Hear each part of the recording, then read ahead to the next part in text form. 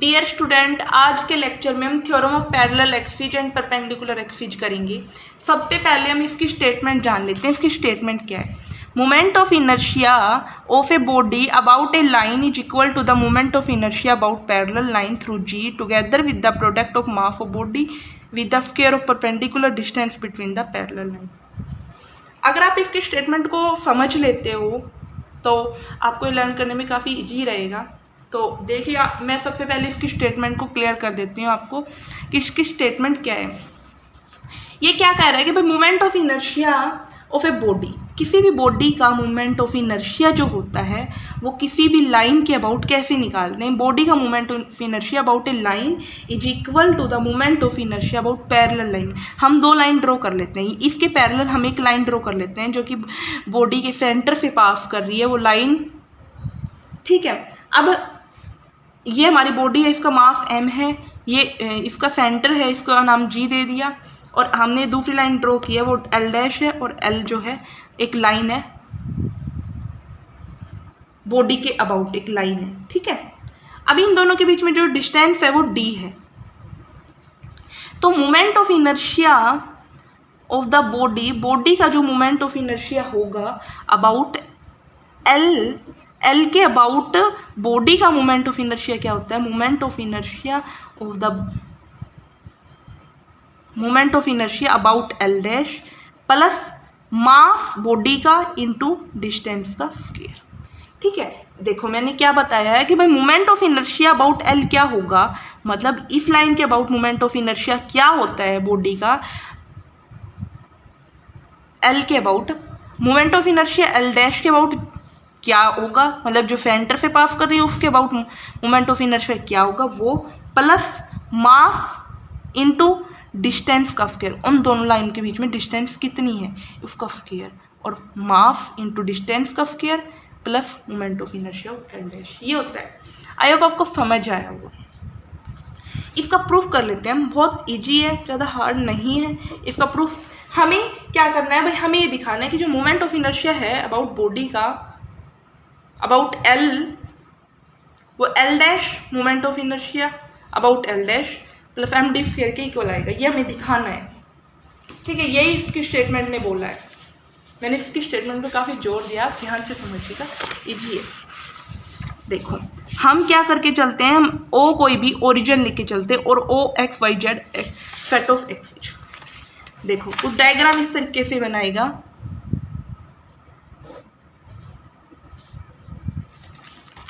O हमने origin ले लिया, ठीक है, और O x, O y और O z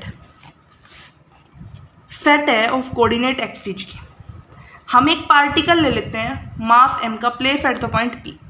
मास m का पार्टिकल जो है पॉइंट P पे रखा है with coordinate x y z, coordinate के साथ। अब ये x y z जो कोऑर्डिनेट है, कोई पार्टिकल है P मास m का, उसके कोऑर्डिनेट x y z है, वो P पॉइंट पे रखा हुआ है with respect to coordinate axis हमारे पास O x O y O z है।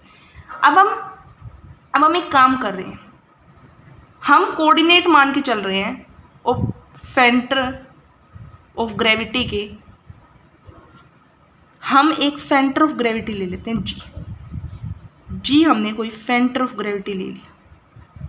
ठीक है, अब ये एक्स एक्सिस है, इसका नाम हमने एक्स डैश दे दिया, वाई डैश दे दिया और जेड डैश दे दिया। ठीक है,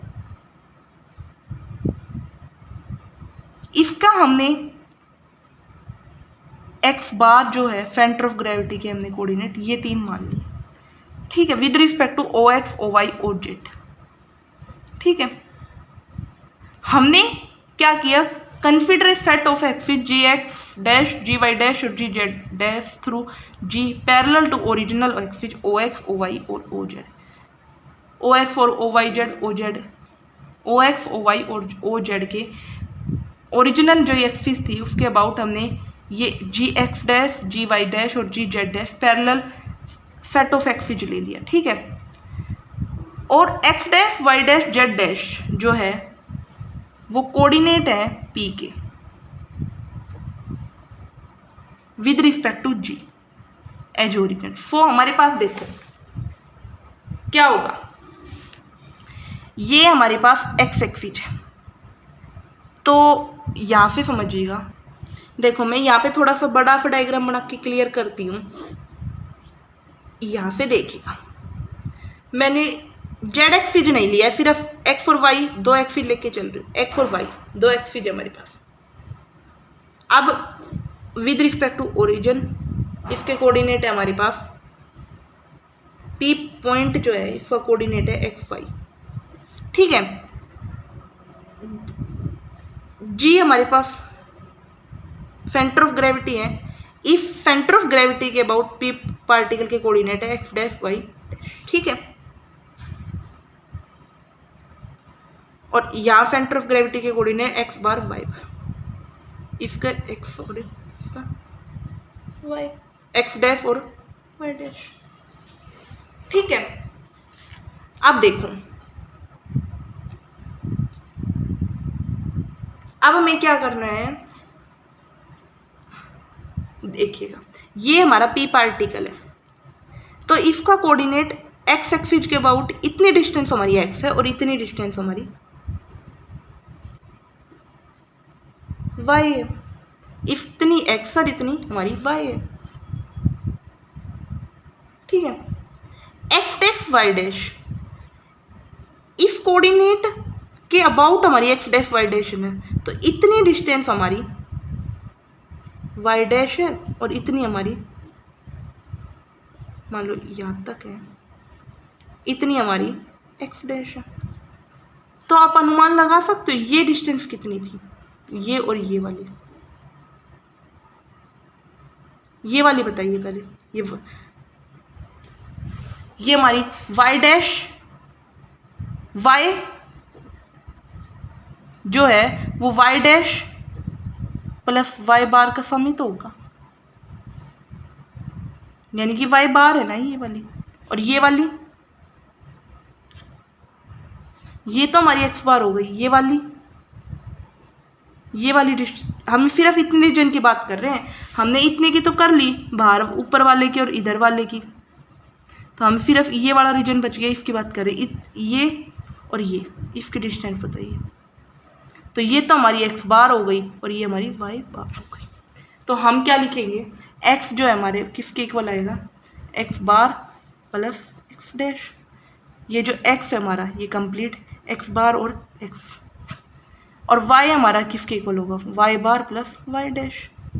क्या हो गई, दोनों समझ में आ गई, इतना समझ में आया तो आपकी प्रॉब्लम सोल्व हो चुकी है।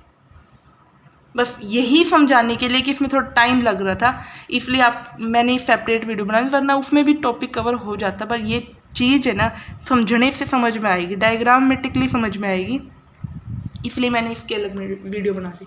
अब तो मोमेंट ऑफ इनर्शिया निकालना आसान हो गया, ठीक है। देखो यही सब बातें लिखी हुई है, आप देखो यहाँ पे मोमेंट ऑफ इनर्शिया जो है, हमने ओ कोई ओरिजिन मान लिया, G O X O Y O Z हमने सेट ऑफ कोऑर्डिनेट एक्सिस मान लिए, ठीक है। और हमने एक पार्टिकल ले लिया मास m का, place at the point p with coordinate X Y Z with respect to O X O Y O Z. हमने कोऑर्डिनेट ले लिया सेंटर ऑफ ग्रेविटी के, तो हमारे पास X bar Y bar Z bar आ गई। हमने एक सेट ऑफ एक्सिस हमारे पास ये ले लिया through a G parallel to original axis and let x y dash Z dash, हमारे पास एक्स कोऑर्डिनेट ये वाई जेड, वाई हमारे पास ये, जेड हमारे पास ये। मोमेंट ऑफ इनर्शिया जो है बॉडी का अबाउट एक्स एक्सिस की तरह होगा। देखो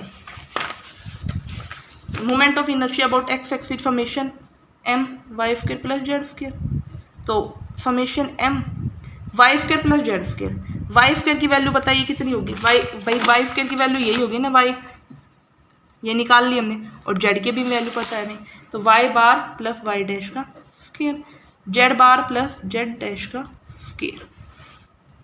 समेशन, इसको समेशन ओपन कर लेते हैं,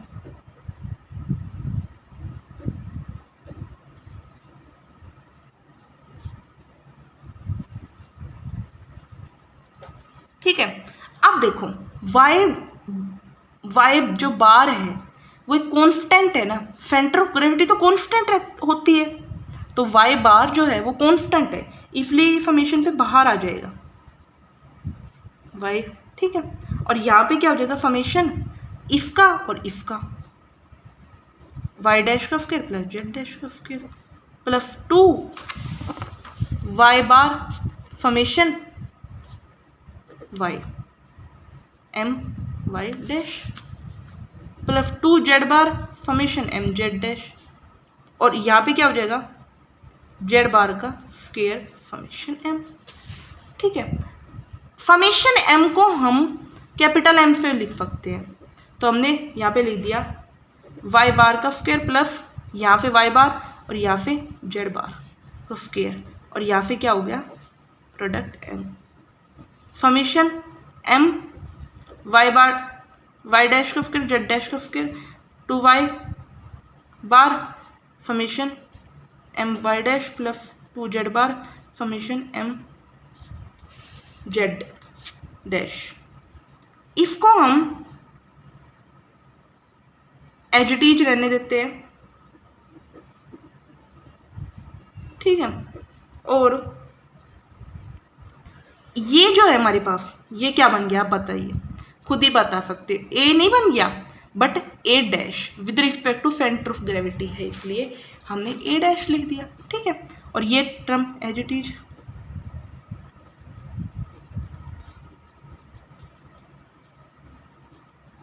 ठीक है, ये समझ आ गया।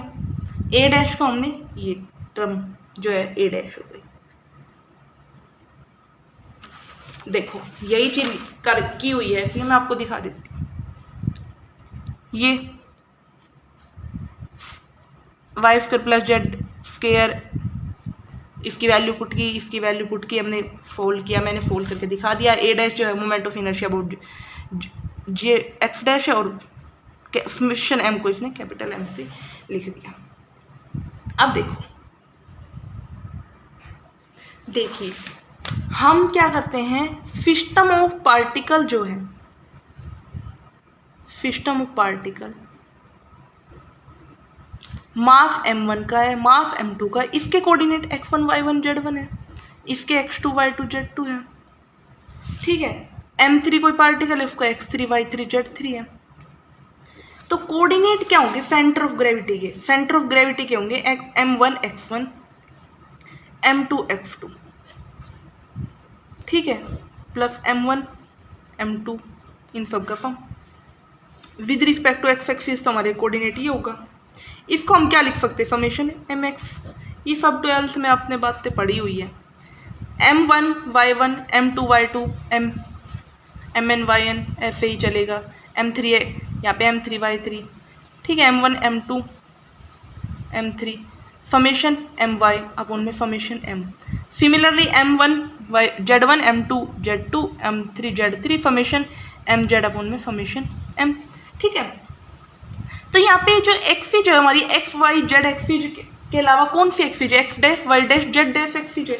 तो यहाँ पे क्या हो जाएगा, जो हमारे कोऑर्डिनेट होंगे हमारी यहाँ पे जेड जी है ना, जो ये सेंटर ऑफ ग्रेविटी है हमारे पास जी है, तो इसके जो कोऑर्डिनेट होंगे जी x dash G Y dash और जी जेड डैश के अराउंड जो हमारे कोऑर्डिनेट होंगे फमेशन एम एक्स डैश अपॉन में फमेशन एम, और ये किसके इक्वल होगा, जीरो के equal. Summation M Y dash upon में फमेशन एम, ये भी जीरो के इक्वल, और summation M Z dash upon में एम, वो भी जीरो के इक्वल। यहाँ पे ये इसके इधर जाएंगे तो ये फमेशन एम डैश जो है वो जीरो हो जाएगा, फमेशन एम वाई डैश जो हमारा जीरो हो जाएगा, फमेशन एम जेड डैश हमारे पास जीरो हो जाएगा।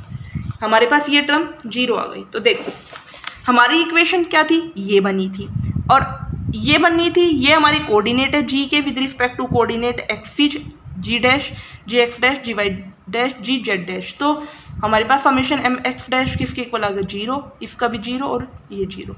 ठीक है, अब ये तीनों जीरो आ गए, अब ये तीनों टर्म जीरो आ गई, इसको हमने यहाँ पे डाल दिया, इसको हमने यहाँ पे डाल दिया। तो जो हमारा ए था, ये जो ए है वो किसके इक्वल है, ए डैश किसके इक्वल आएगा, A dash plus M Y dash Y bar plus Z bar के स्क्वायर के इक्वल आ जाएगा, इसके इक्वल आ जाएगा। और ये ए डैश प्लस ये टर्म किसके इक्वल है, ये है h1। ठीक है, इसको हमने नाम दे दिया h1। h1 क्या है, डिस्टेंस है OX और जी एक्स डैश, इसके जो बीच की डिस्टेंस है ना उसको हमने h1 नाम दे दिया। इसके बीच की डिस्टेंस जो होगी वो क्या होगी, x1 ही होगी ना, तो हमने इसको h1 ही होगी ना, सॉरी h1 होगी ना, h1 मतलब √x square plus Y square, Y bar का स्क्वायर प्लस जेड बार का स्क्वायर, ये डिस्टेंस होगी, तो इसको हमने नाम दे दिया h1।